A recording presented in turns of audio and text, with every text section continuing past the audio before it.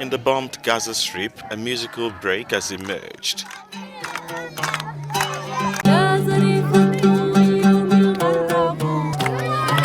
A displaced Palestinian woman, Roya, plays the oud for children at a camp in Rafah, creating a musical circle in a bid to support their mental health and to block out the sound of war between Israel and the militant group Hamas.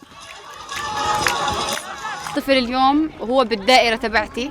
Any child who joins my circle, my musical circle, stops hearing the sound of the airplanes, and this is one of the best things I am doing.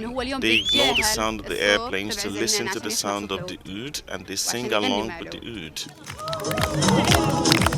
Children represent half of the 1.9 million people displaced since the start of the war in the besieged Palestinian territory. I want to live my childhood like we lived before. Now we feel suffocated. We don't know where to go. Today there is no food or water. There is nothing.